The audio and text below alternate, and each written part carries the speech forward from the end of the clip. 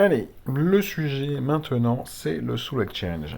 Le Soul Exchange, donc, qui est apparu ce matin. Vous avez 3 jours pour vous faire plaisir si vous avez des héros, bien évidemment, à échanger. Donc, nous avons pour cette première vidéo, la ligne donc à 10 âmes, nous avons un Chakosrot.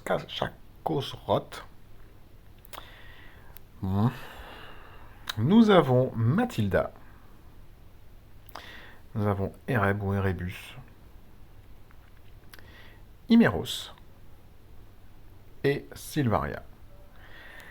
Alors, j'ai été chercher sur Line, sur le Master, grâce à Isark et son équipe, les fiches donc de tous ces héros. Ah, bah non, c'est pas avec Isark que je vais regarder.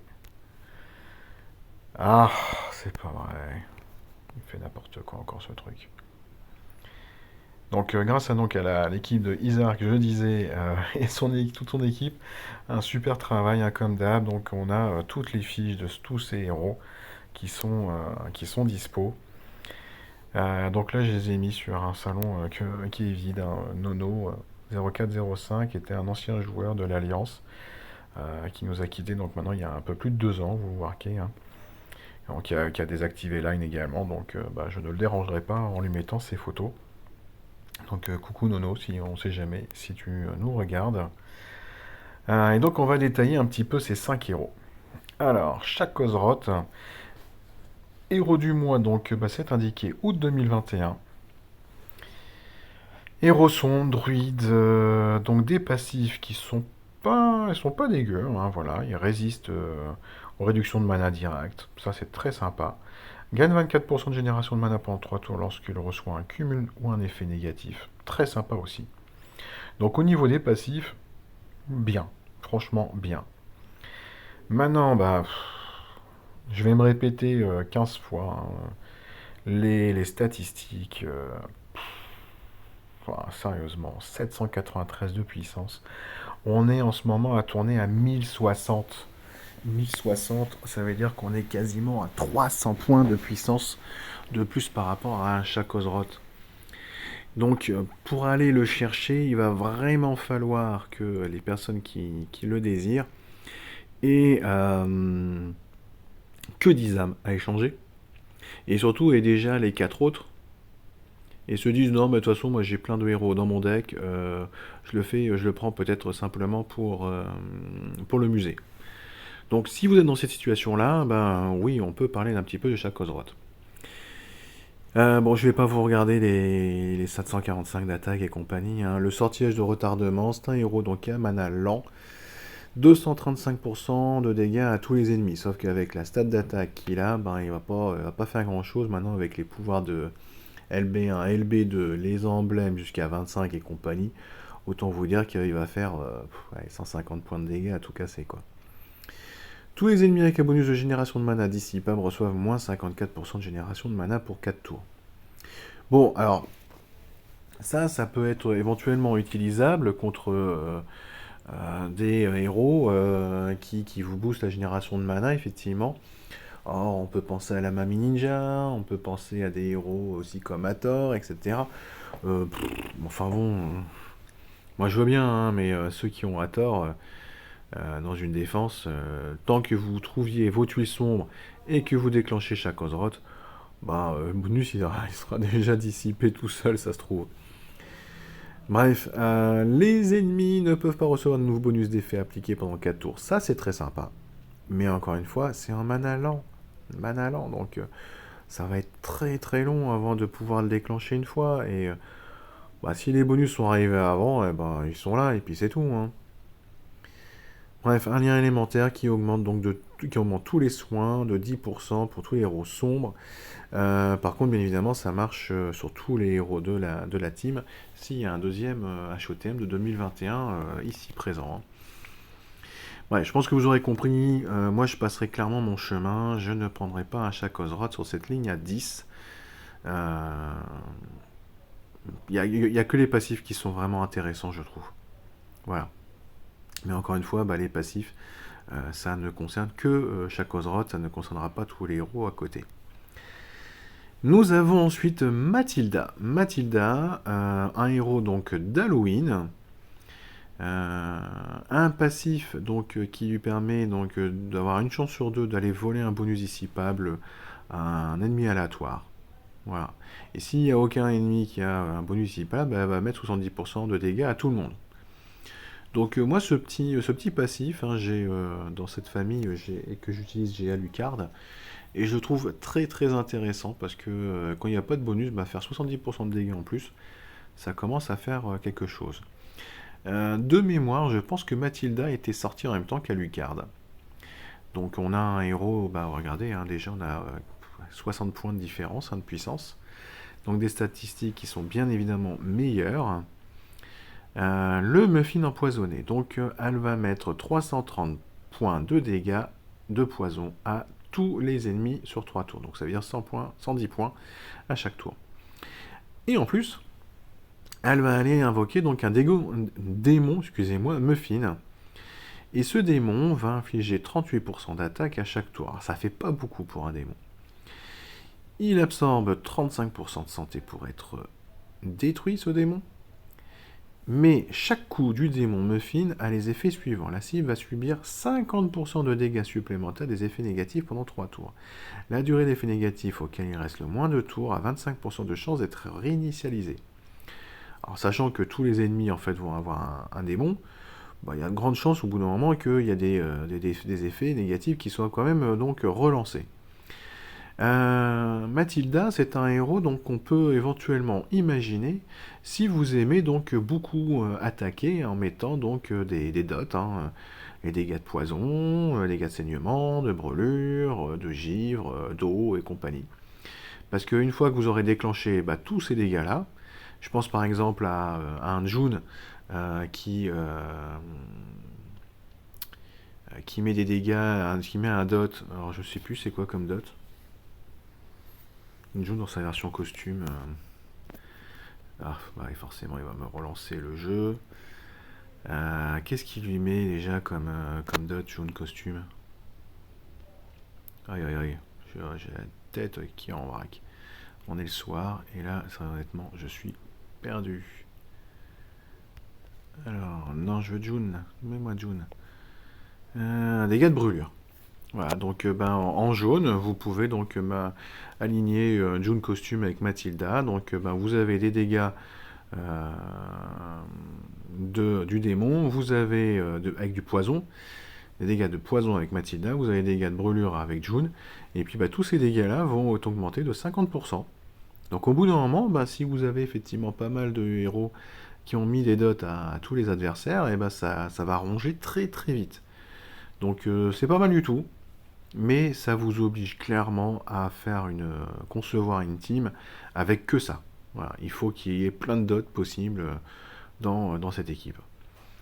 Donc ça peut être rigolo, mais après en défense, Mathilda ne fera donc pas du tout de boulot du tout. Ensuite, nous avons Ereb. Ereb, donc de la famille Styx. Résistance aux effets négatifs de défense, donc il résiste à tous les effets négatifs de défense, y compris celles qui sont de défense élémentaire. Donc on retrouve encore une fois une puissance autour de 850, comme Mathilda. Donc les charges de mana Styx, charges donc pour les héros Styx, c'est des charges donc x1, x2, x3. Alors Ereb avait cet avantage donc de pouvoir détruire des sbires. Donc en charge 1, détruit les sbires de la cible et met une grosse patate de 520% de dégâts.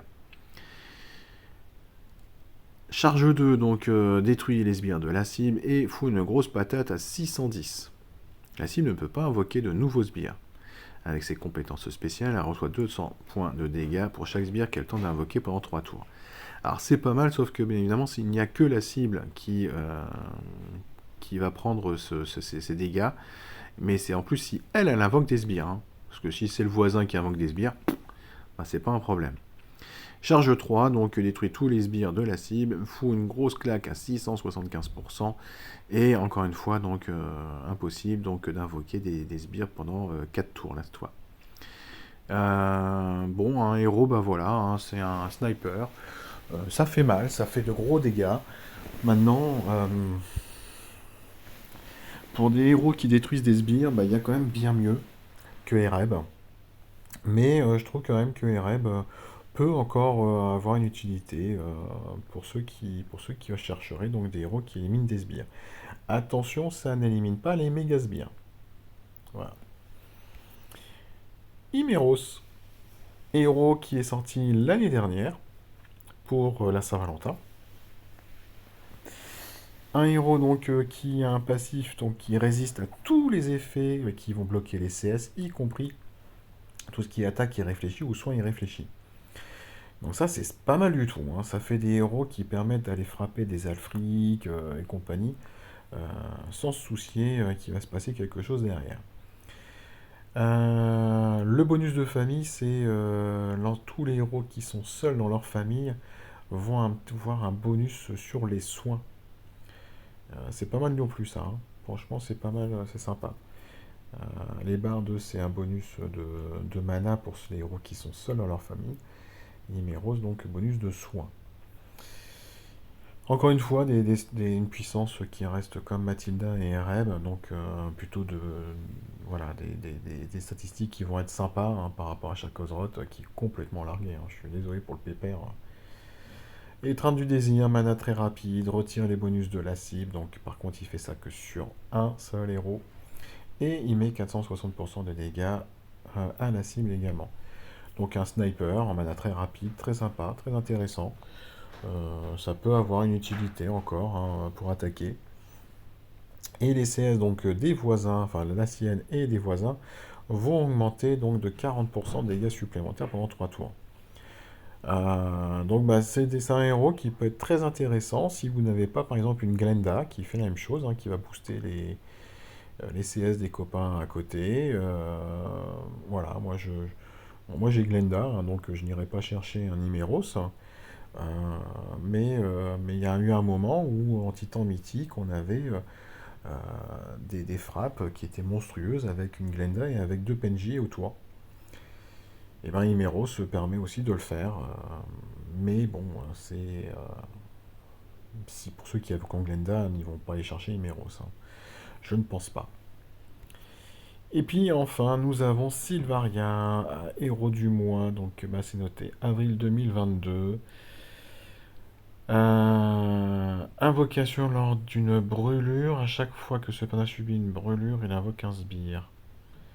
Bon, sbire à 40% de points de vie, c'est pas dégueu. Bon, 40% d'attaque.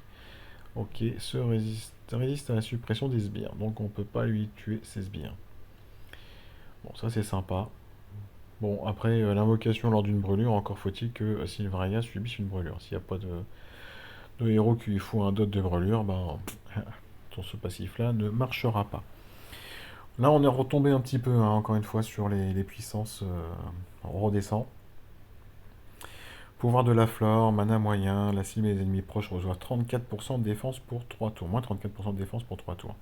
Alors ça, c'est une CS qui est intéressante parce que vous commencez par la baisse de défense et puis après, Sylvaria va faire des dégâts. Donc c'est très intéressant. Si vous n'avez pas encore de héros verts qui font des baisses de défense, euh, pourquoi pas effectivement une Sylvaria. Après, elle fait 380% de dégâts, mais qu'à une seule cible. Et là, c'est un petit peu dommage, parce que elle fait une baisse de défense sur 3, mais elle ne va faire des dégâts que sur un seul héros. Elle va invoquer un sbire pour tous les alliés avec 15% de points de vie et 15% d'attaque. Et le lien élémentaire, 10% d'attaque à tous les alliés nature pendant 4 tours. Bon, le point fort de Sylvaria, c'est sa baisse de défense. Si vous n'en avez pas encore en vert qui fait une baisse de défense normale, hein, générale, pourquoi pas. Pourquoi pas, mais il n'y a vraiment que ça d'intéressant à aller chercher Sylvaria. En plus, elle fait un mana moyen.